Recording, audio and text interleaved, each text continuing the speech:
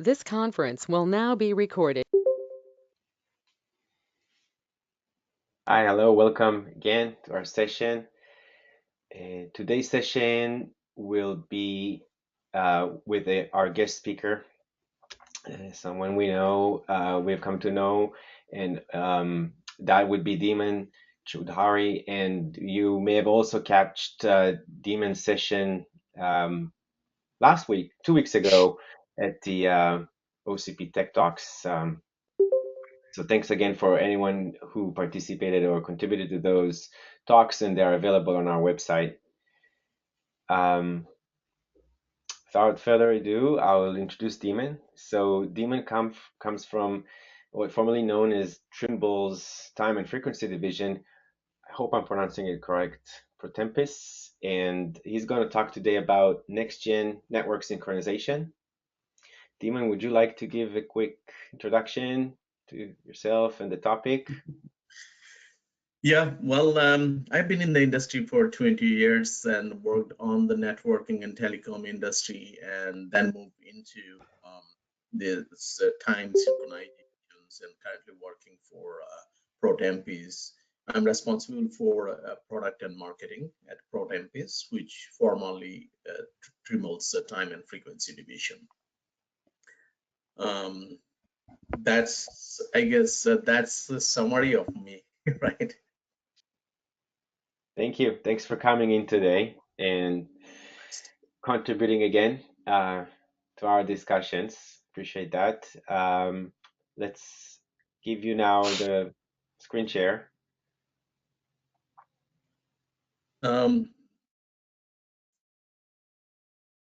Ahmed, can you make me the presenter so I can able to share my slide deck? Oh, I did it, I think. Oh, it's you can do it now. Okay, now it's. So you should be the presenter now,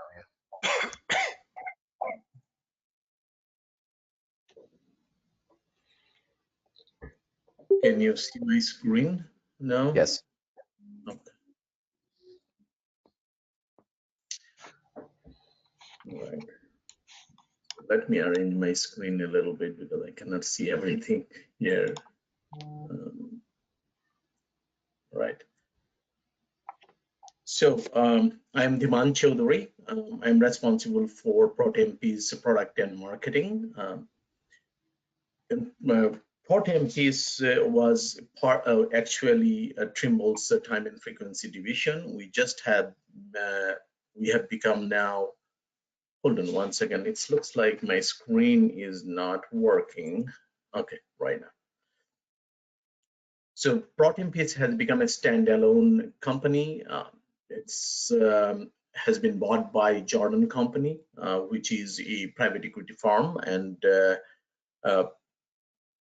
in terms of our operation, in terms of our 35 years experience, in terms of our people, services, and customers, stays the same.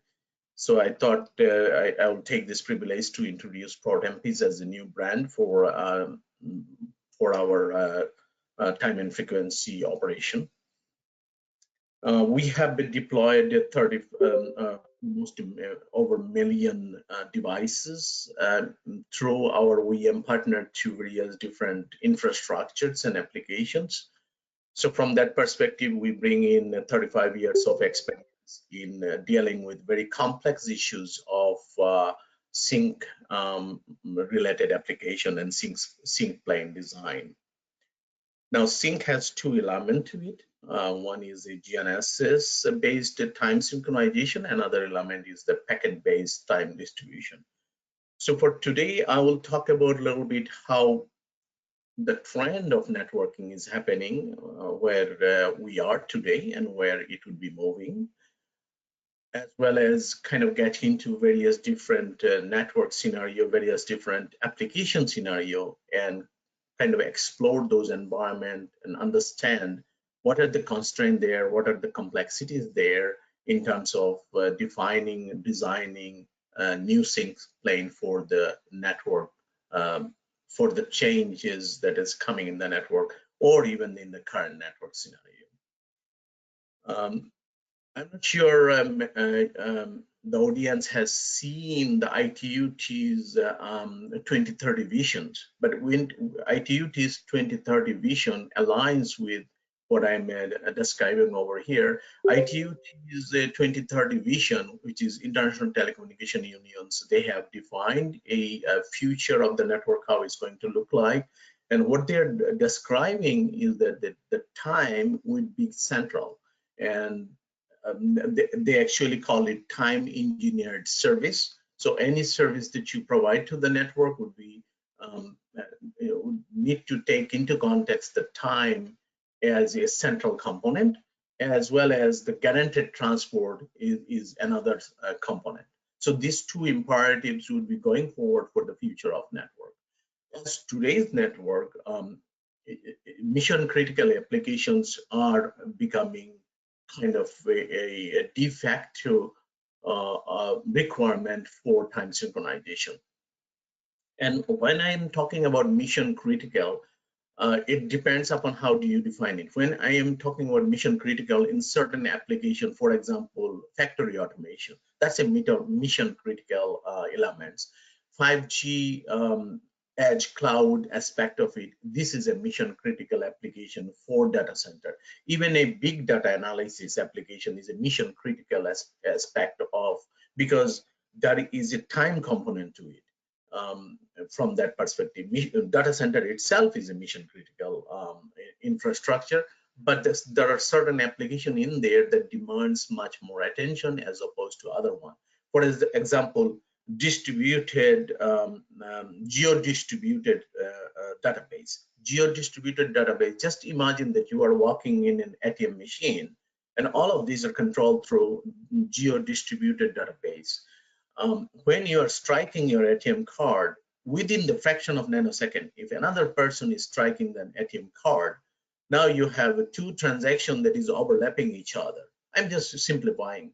So if those are not perfectly synchronized and time stamp is properly given, from the geosynchronized database point of view, you will have concurrence issues. There are so many issues related to the concurrence has been identified. That's why you will see Google and even Facebook. Google is a good example. What they're doing is a true cloud.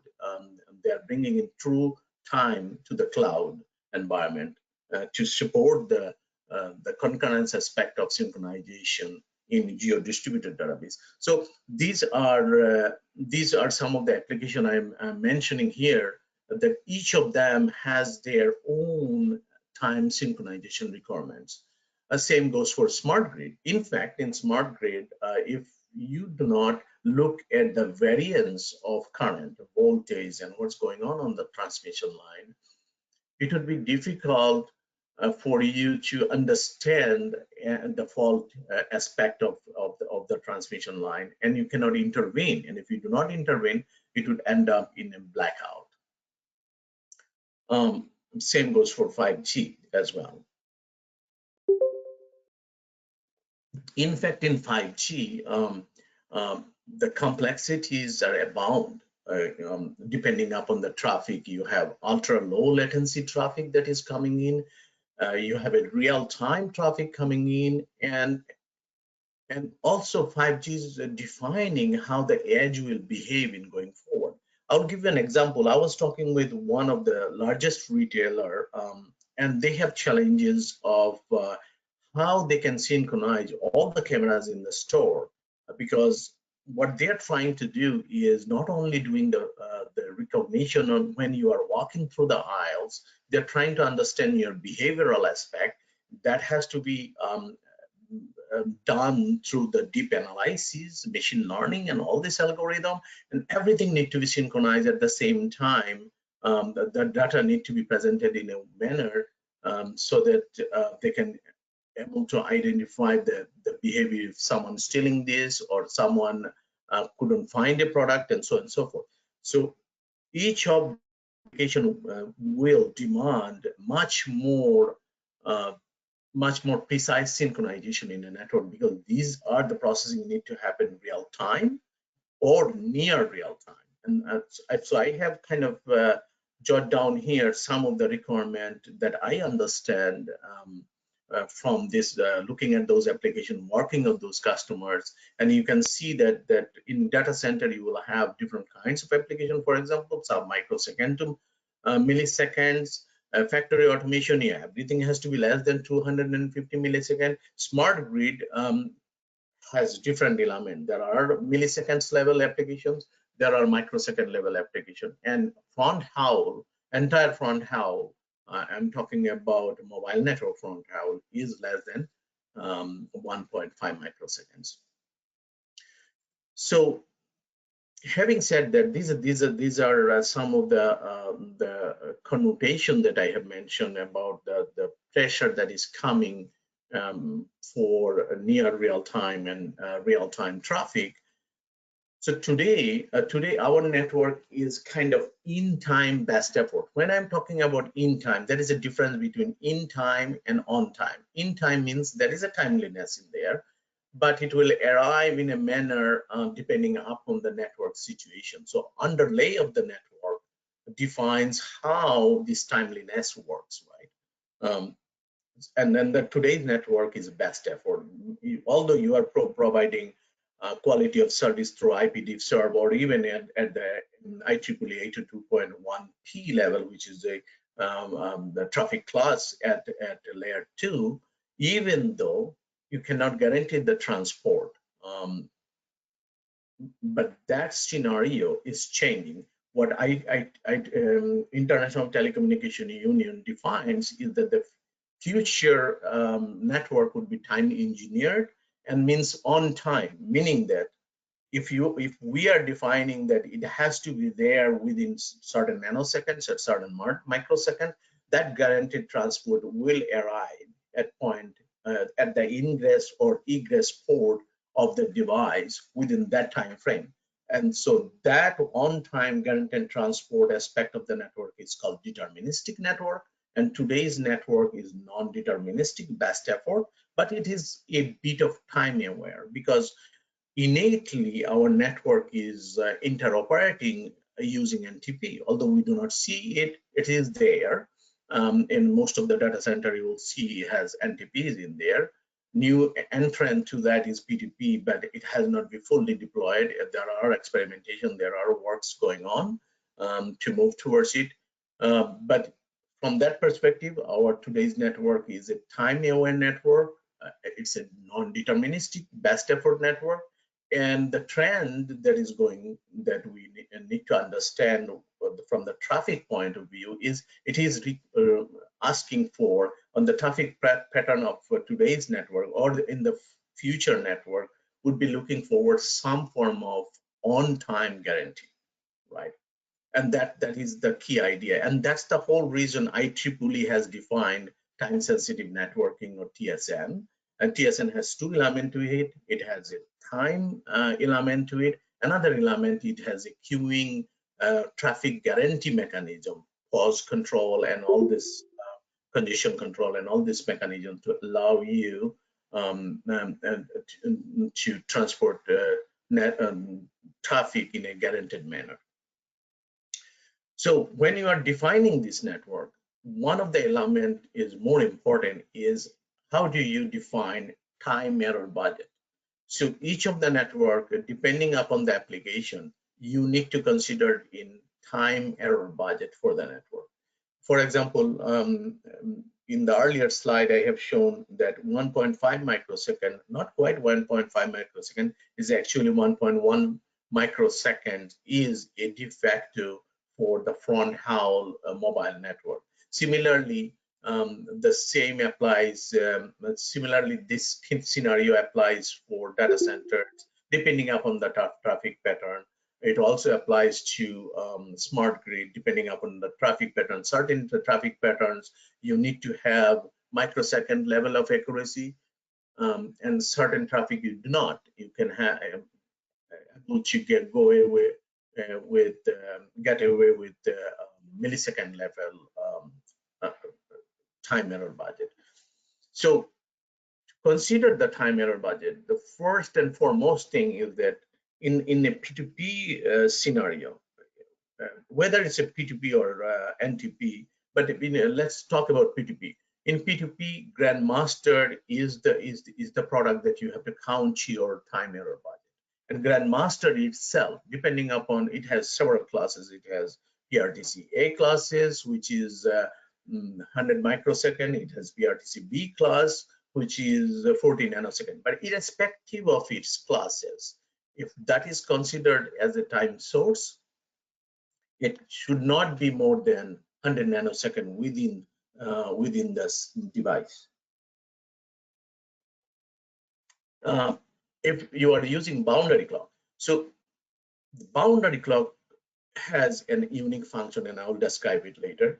If you are using boundary clock, irrespective of boundary clock, ITUT recommendation define 3-4 classes. You have class A, class B, class C, class D.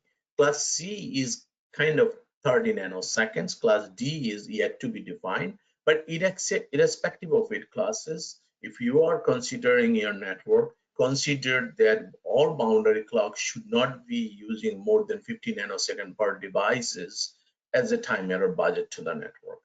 So this, when you are defining and you're putting together this in a network, boundary clock versus Grandmaster as a time source, you count that in. Along with it, you also count packet delay variation. Now, that packet delay variation is different than the latency, right? Latency, you have a two-way measurement. Packet delay variation, you have a one-way variance measurement, and that has to be and should not be more than 180 nanoseconds in a given hop count. So all this adds up, and then you have an accumulated time error, which is the time error of the link asymmetry, time error of the device at a given point, all the time error that you have to count in for you to understand how to define time error budget for a network. And the link asymmetry at the PHY level, Ethernet port PHY level, you may have lots of phase error noise, which we call jitter. You may have a wander as well, depending upon how the phase alignments is there. So all this error, typically you should consider, but this is a mouthful. There are easier ways to do this, and as we go through, you'll see some of the example I will mention.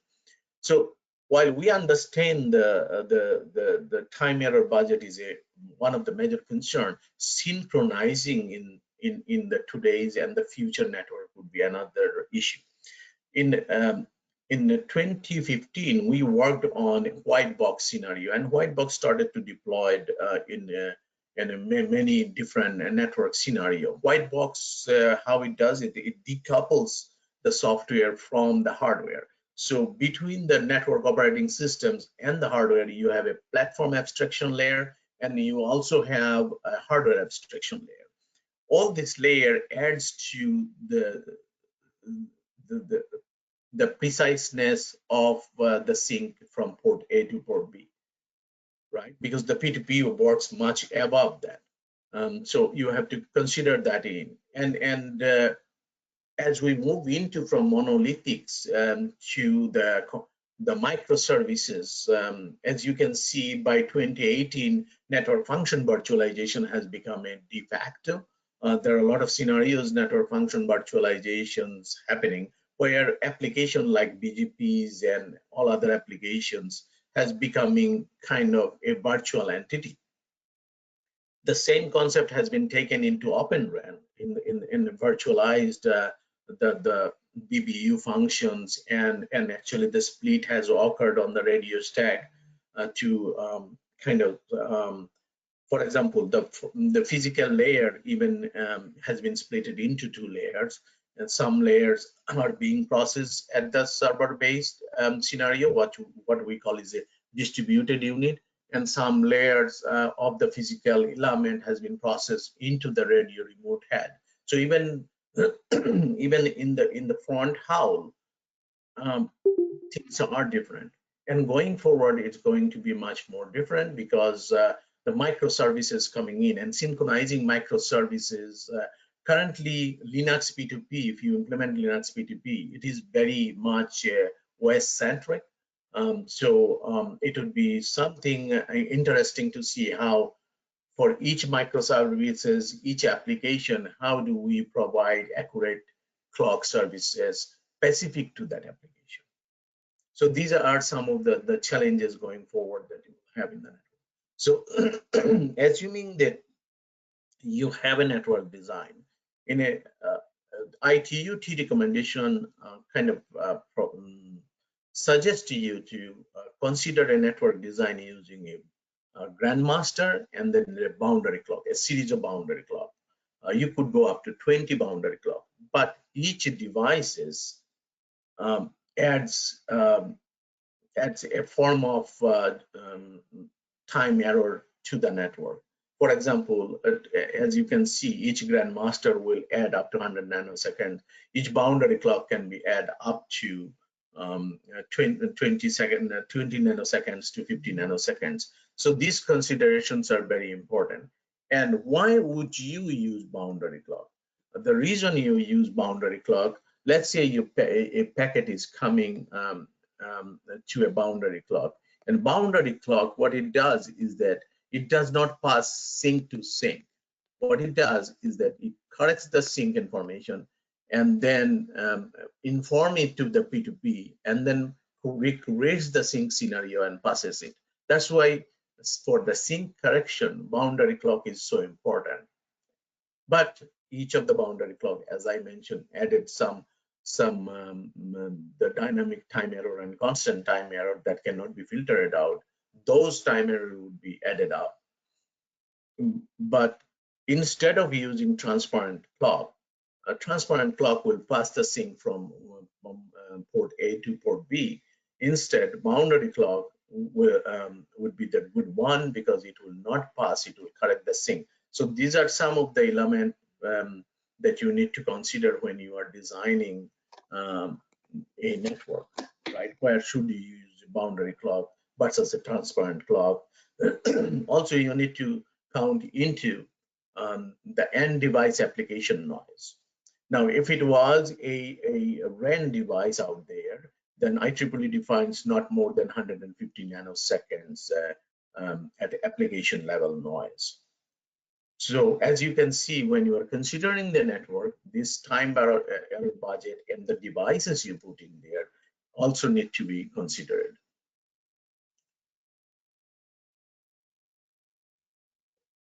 So earlier I talked about when it comes to synchronization, there are two elements to it. One is the clock source, which is the GNSS. One is the packet distribution mechanism. And for the packet distribution mechanism, there are two mechanisms that are very important. One is NTP and one is P2P. Now, NTP, where would you use NTP versus P2P? One standard thing is that if you are looking at microsecond level accuracy, use P2P. If you are using millisecond level accuracy, you use NTP. If you are looking for in-path correction, in NTP, there is no on-path or in-path corrections. As I mentioned, boundary clock in P2P allows you to correct the sync. In NTP, there is nothing as such. So whatever you get, accumulate, that's it. You cannot correct it, right? Other than that, NTP has been a de facto standard in the industry. P2P is a new entrant to the industry. Other than that, both of them has the similar, almost similar mechanism, but these two distinct features will help you determine which protocol to use. If you have certain application that requires millisecond level accuracy, or they're okay, use NTP in there. If application demands for the precise synchronization at microsecond level, use P2P there. If you would like have a lot of congestions and error condition in network, use boundary clock with P2P, and that's how you should be designing a network and choose a protocol.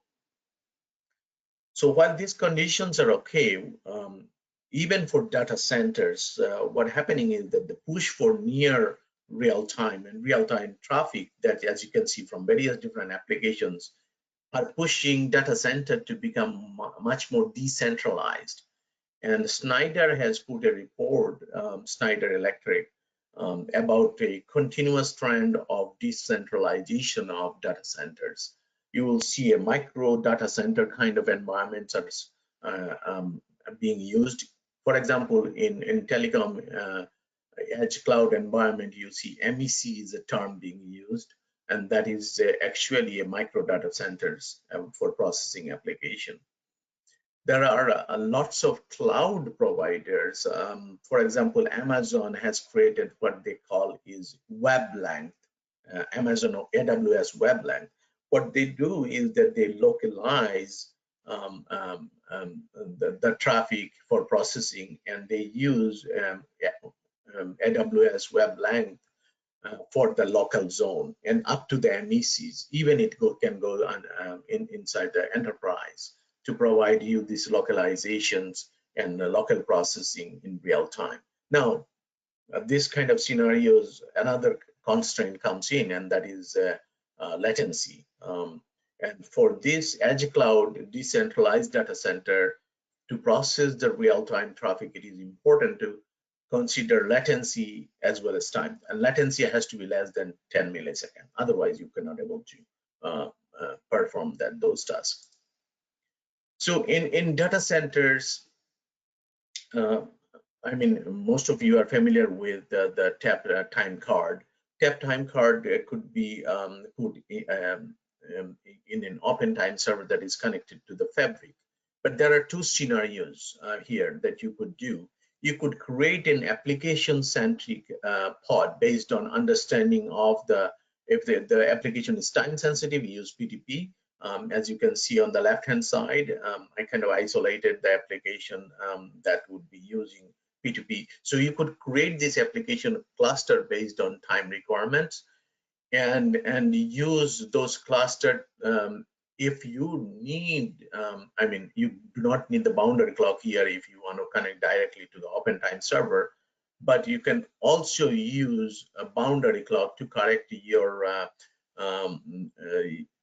correct any kinds of sync error that you are coming in, up to the point that I described before, is that each boundary clock adds to their part. But you could at least correct a certain portion of the time error in this scenario. So you could take a cluster approach. You can have your existing NTP clients working with the boundary clock or working with the NTP server, and you can isolate the P2P application or the very time sensitive application to certain pods.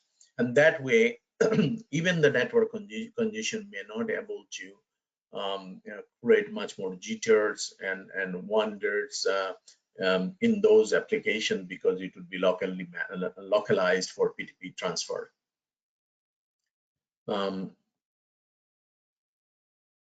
So the next scenarios, whether it's a private, I kind of alluded to it that with a AWS WebLength, that some enterprises would be using this kind of applications going forward to kind of bring in the benefit of public cloud while processing their own traffic within their own premises or at the MEC side. So there has been a trend towards private 5G and enterprise 5G, as we call it, or enterprise 5G cloud. So whether it's a enterprise level wireless network or public level wireless networks, synchronization would be a de facto, and you have to consider various scenarios for this synchronization, depending upon, as I mentioned, traffic, network conditions, as well as the requirement based on just given the 5G. I'll describe why this is important later on. So IEEE, ITU-T defines that you shouldn't be having more than 5 boundary clock for the front haul network of the telecom. And from the grandmaster to all the way to your end application should be less than 1.5 microsecond. and 1.1 microsecond is preferred given the network asymmetry condition. So as you can see from the left hand side, you'll see the grandmaster in there. I can show you in this area. This is the area all the boundary clocks are, and the grandmaster is this way.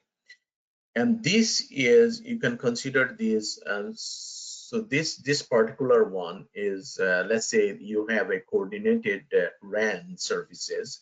This sync cluster is very important because within that you have to have 260, less than 260 nanoseconds within this cluster.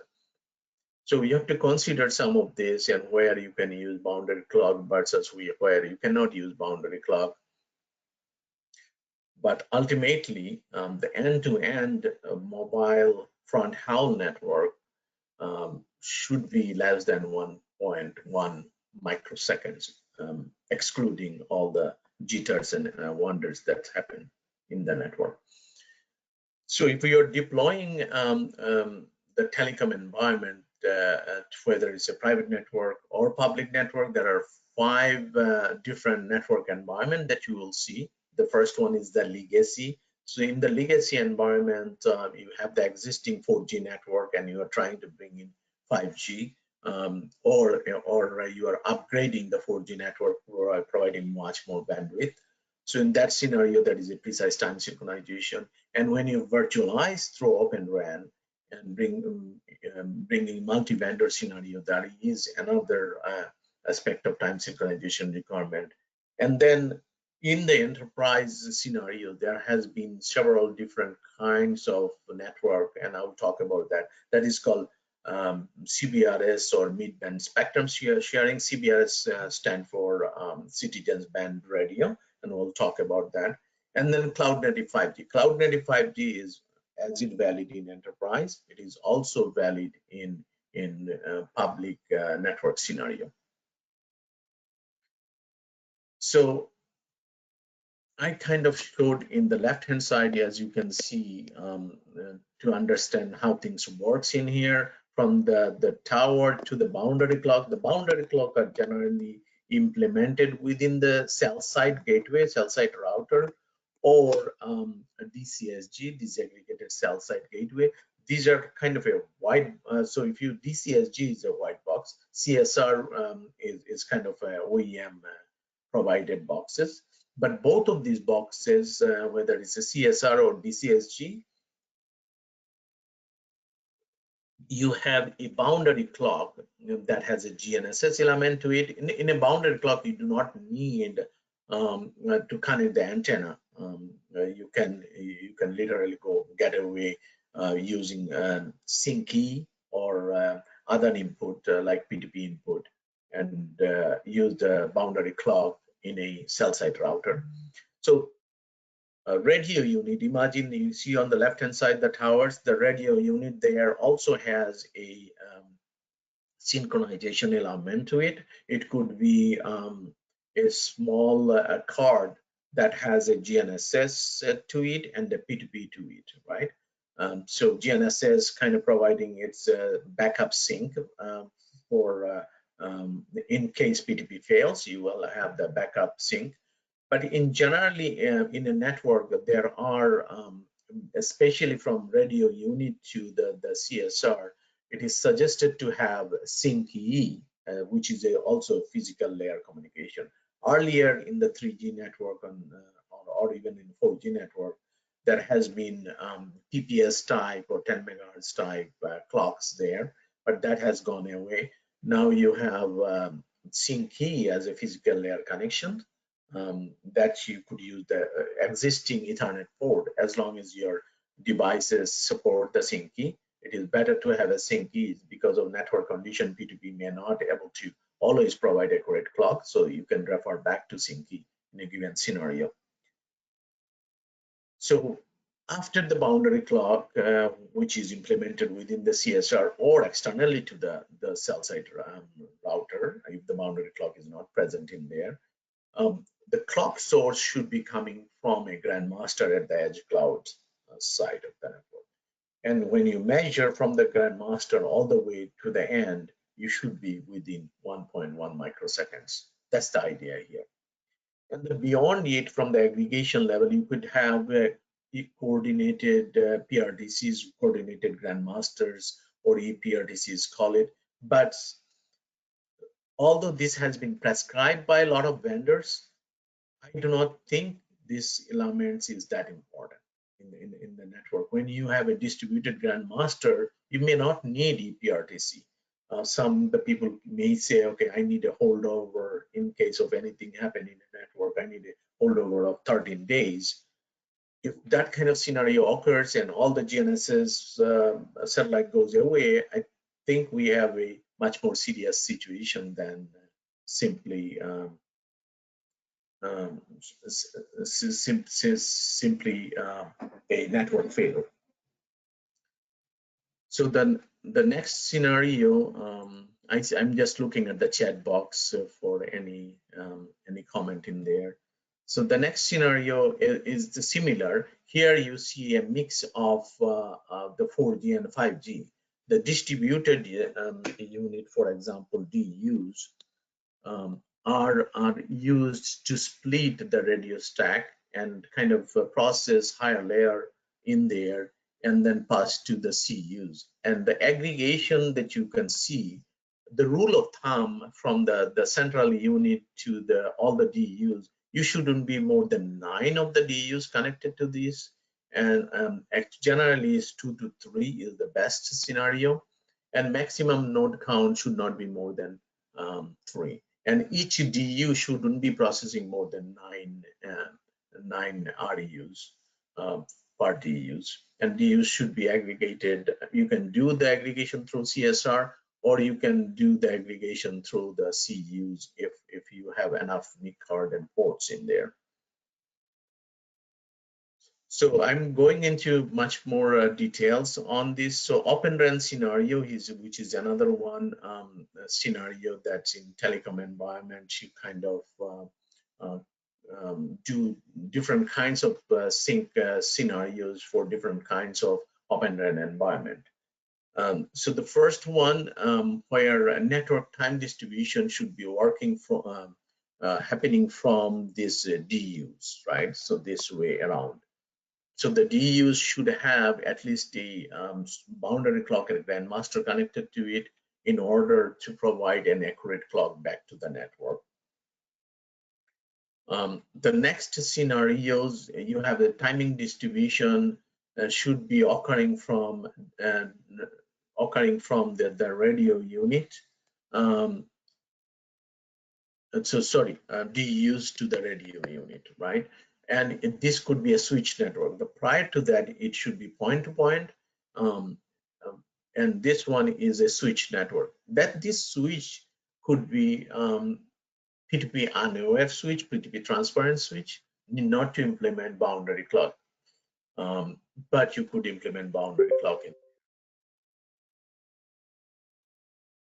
Another scenarios where actually you could use this CSR or DCSG box to do the time synchronize, work as a clock source. So it provides clocks here and the clock there. So this is the third scenario for Open RAN, and this comes from ORAN specification. ORAN defines the specification for Open RAN network scenario, and sync being one of the definition they have specified, right? And so for these purposes, you have to consider 1.1 microseconds, right? Up to here before the CU. And that doesn't change, but the scenario changes. And this is very interesting scenarios. This one shows a discipline clock. Discipline clock, you have a GNSS elements plus an oscillator, right? OCXO. OCXO. So that is a discipline clock which provides you holdover time and so on and so forth. So if you do not want to use P2P, you can still do this kind of network scenario, but you have to create a local PRTC, we call it, through the discipline clock. So you integrate the discipline clock to your DUs or to your radio unit, and that way you could able to create the synchronizations without the P2P, and take it over Syncy or PPS if needed, right? So these are the 4 scenarios: open network, open RAN networking scenario. These are the 4 defined, specified sync plane design. And it is important, if you are designing this, this is also you'll see a data center kind of environment. It's a micro data center environment where the DUs will become servers, and it's already has started becoming servers. And you need to create this scenario or accommodate the 5G traffic to the data centers. And this would be the scenario that you have to consider for sync plane design. So I talked about the need for synchronization, why it's required in 5G. So most important part in the 5G is you look at the 5G spectrum, it's so big, up to 100 gigahertz. But what is important here is to note this: time division duplexing. Why it is so important? So prior to TDD, it was frequency division duplexing, in which you have 2 different frequencies to transport and receive traffic. Now with the TDD, you have a single frequency, and you are kind of creating time slot for each of these frequencies for uplink and downlink and managing all other aspects of the network. So anything and everything within the spectrum being used in 5G spectrum, if you are using 5G spectrum, you need to have precise synchronization, period, right? Without that, the network would not be operational. Now, within the 5G, I'm just looking at the chat box if there is anything for me. So within the 5G network, there have been the spectrum being used in different scenarios. So mid-band spectrum, which is an important spectrum, this has been shared by different. You have different kinds of subscriber to it. So the AT&T and the Verizon kind of, they already have certain portion of the spectrum being purchased.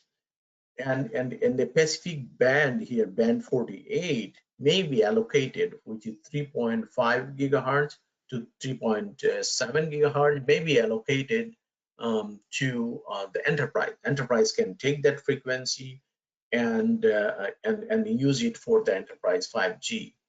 And this is in US called CBRS. But in Europe, they call local sharing, which is you can see here, and also extended into 4.2 gigahertz. In Japan, they are using this type of frequency, 3.7 to 4.2 gigahertz. Europe sometimes uses LSA, plus also using 3.7 to 4.2 gigahertz, right? So these frequencies, when used in enterprise scenario, it is kind of bringing in the 5G capabilities to the enterprise. But irrespective, you have time synchronization is important because everything is part of TDD. So in the enterprise scenario, if you are taking the mid-band spectrum and implementing this, what you have to do when you are implementing these are kind of a radio units for your buildings. But you look at this is a grandmaster kind of providing synchronization, and you can use boundary clock to extend the sync throughout your campus. But what is important here is the frequency that is used in here, all the frequency that is used in here need to be kind of known by a system called SAS. What SAS does is that it connects to the MNOs and EPCs and all other providers and all other systems, and also it connects to FCC. So it looks at all the spectrum and see what is available for you to use in the network. The benefit of this is that you can have voice and data and get the benefit of 5G in your enterprise campus or even in the stadium environment, and you can provide the same guaranteed 5G services for your for your user, end user or end devices, without having to think about that compromise that you have to do if you are doing in a public 5G network, right? Compromise means security compromise. So those are the reason enterprise users take the spectrum and CBRS spectrum and uses within themselves, and this becomes their private 5G network, right? And irrespective of this, because it's a TDD, you have to design the network so that it takes into sync plane into consideration, right? And the telecom, because the trend that I have shown earlier, where open networking was a kind of beginning, whitebox was kind of beginning of a trend of a virtualization, decoupling, which kind of paved the way for the software-defined networking occurred, and software-defined networking kind of opened up the space for NFV, so that you can manage the various different VNF, virtual network functions, through an orchestration platform. And all these concepts started to give or pave the way for Open RAN and much more virtualization to occur on the front house. And with that, with the virtualization aspect and the microservices aspect, now the telecoms are kind of blending away from their strategic, central office-based solution to much more telecom cloud, which kind of looks like a kind of extending data centers to provide the mobile network services. But irrespective, as I mentioned, 1.1 microsecond for the far edge data centers or edge data centers are very important, right?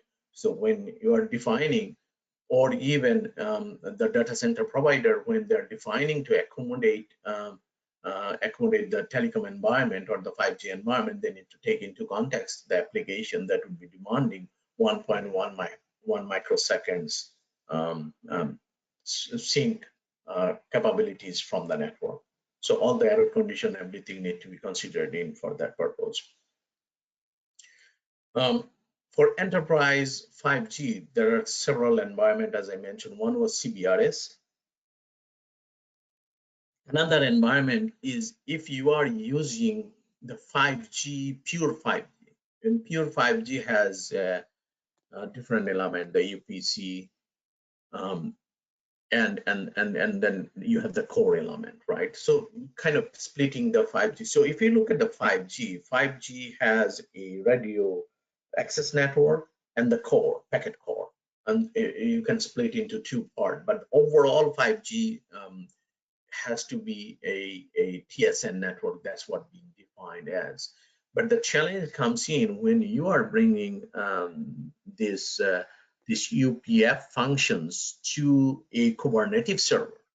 Now you have all these containers that's demanding precise synchronization, right?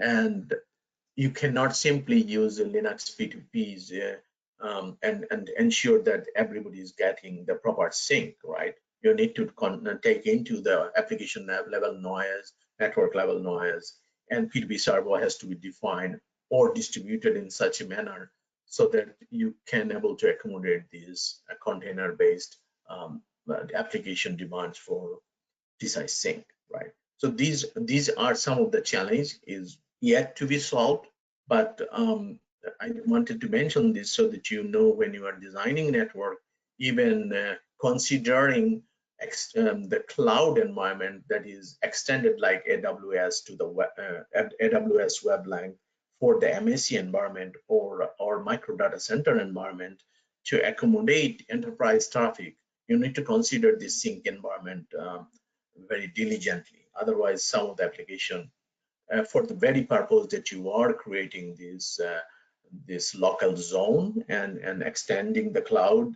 to the edge cloud environment, that may not be possible, okay, because of the sync failure. And industrial environment is changing. Industry 4.0, industrial IoT also demanding much more precise sync than any other environment.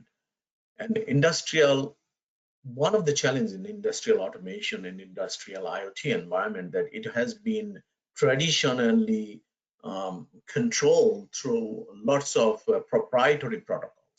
that provides kind of a deterministic network scenarios. Now, as this edge cloud is moving in and all this benefit coming in, people are trying to do it over industrial Ethernet.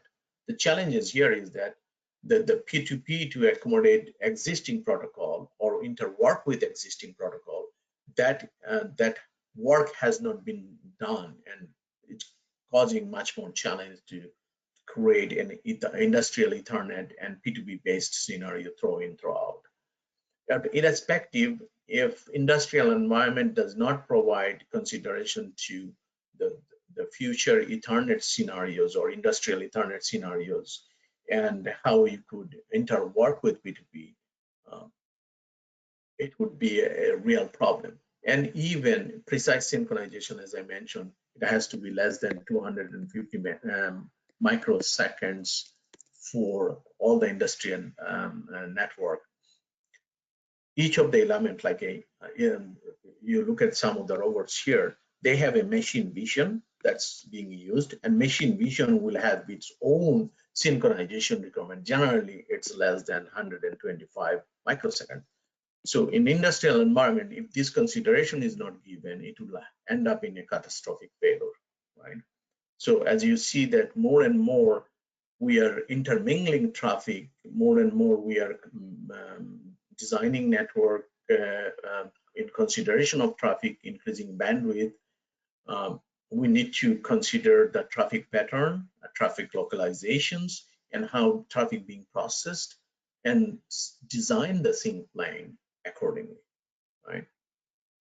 So having said that, I just wanted to introduce kind of some of the GNS portfolio, GNSS and packet time sync portfolio that we do have, that will eventually help you when you are designing the network. You could particularly choose something to fit into. So if you are purely choosing GNSS chip, like this ICM, these are dual band, allows you protection against anti-jamming and anti-spoofing.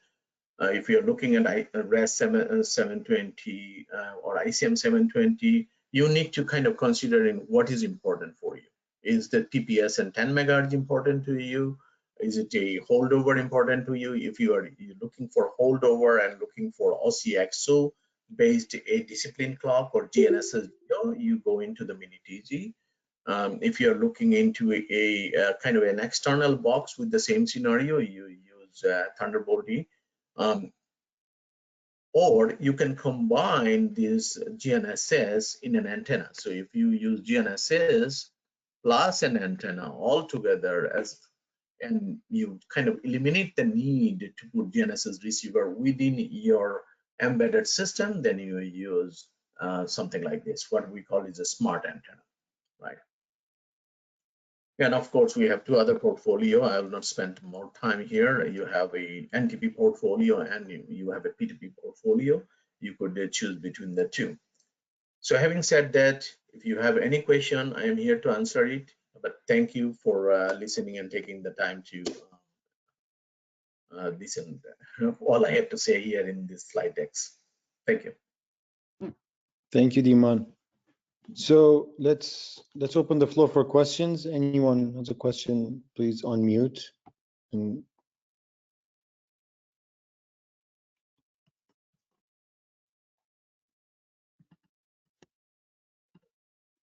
no questions?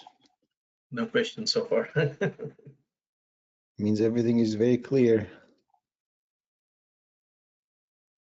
So Dhiman, my one question.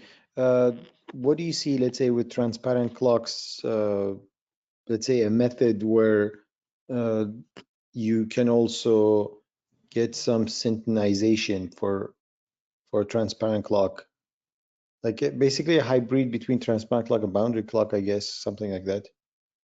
Yeah, if you can design something and if it is less cost, then it would be very the idea here is when a transparent clock, you have sync come in and sync goes out, right? So there is no intervention. So if you can intervene something like that and kind of correct that sync, instead of passing it, you correct the sync, correct the time errors, and then it would be very useful. You do not need a boundary clock for that, but that's the whole purpose of boundary clock that you have. How you can able to do that in between, that would be a challenge. So let's say if you want to do something like this, you need to have perhaps a client on that transparent clock that talks to the grandmaster, and then that time will be provided for the time stamping. Is that something like this? Yeah, so you have to, so if you look at the sync comes in, let's say sync comes in, sync will have two paths. One is the sync and another will be follow up, right? So follow up is a two-way, right? Follow up. So, and then this message will pass to the P2P controller. So if a P2P client intercept here, the server need to take into context the sync and then pass that information on to the other port. Yeah. Is there such thing today in the market? That's the boundary clock now currently doing is. Okay, any other question?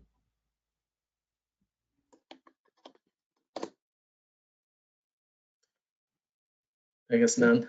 It's none, yeah. So great. So we'll give everyone back 2 minutes. Thank you. Thank you again for the amazing presentation. Obliged. Thank you very much. Thank you. It Thank was a you. great presentation. Awesome. Okay, bye everyone. Thank you. Bye bye.